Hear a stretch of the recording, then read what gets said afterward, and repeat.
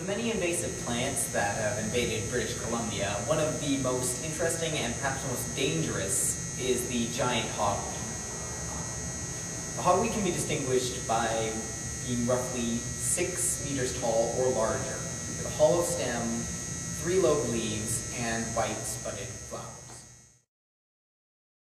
Originating in Asia, the hogweed was introduced into Great Britain in the 19th century as an ornamental plant, from whence it escaped and became an invasive species. A similar occurrence happened in BC at the French Creek watershed, which is considered to be the epicenter of its dispersal.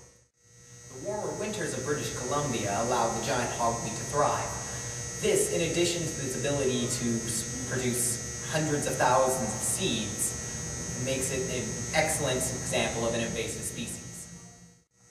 While any invasive plant species will throw off the natural balance of the ecosystem it invades, the giant hogweed takes it one step further. In its hollow stem is a white toxic sap which can cause intense burning. This, coupled with the fact that it is the perfect size for children to play with, can cause several incidents which might require burns from the toxic sap. Burns from the pretty nasty sap can be pretty nasty. If it gets in your eyes, it can cause blindness. Also, burning of the hogweed can cause lung damage. So, all in all, it's a pretty nasty plant. As if this weren't enough, in the UK, the hogweed has been known to cause stream bank erosion, which threatens local salmon spawning sites. Thankfully, there are ways to combat the hogweed. 2 very effective methods of removing it are physical and chemical herbicide use. If you're removing the hogweed in spring, you need to dig it up with the spade end of your shovel. You've got to try and get the taproot out as much as possible because it can grow up to 1 meter deep, and if any is left behind, then it can just grow right up again.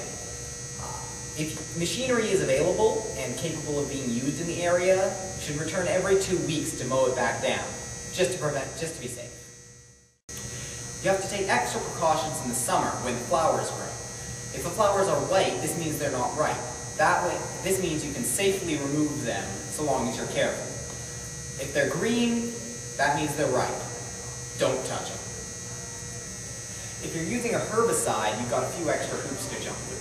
Due to the cosmetic pesticide ban, the only legal herbicide that you can use that is effective on the hogweed is glyphosate. You should apply the herbicide in the spring and again in the summer, and make sure to repeat this annually to prevent the hogweed from regrowing.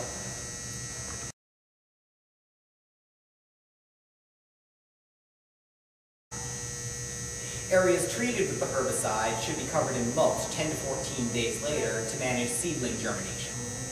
It should also be noted that the herbicides are ineffective if the plant is already flowering. Also, as has been said before, never burn or compost these things because it can cause lung damage. When dealing with the flowers, you should place them carefully into black plastic bags. Seal these bags and leave them in the sun for roughly a week. You should also make sure that the stem and roots are as dried out as possible. After you've done all this, try and see if you can get a hold of your municipality and see if there's a landfill or somewhere that they should be disposed of properly. Even though the hogweed is an invasive and dangerous species, with these few simple steps, you can consider yourself safe and don't have to worry.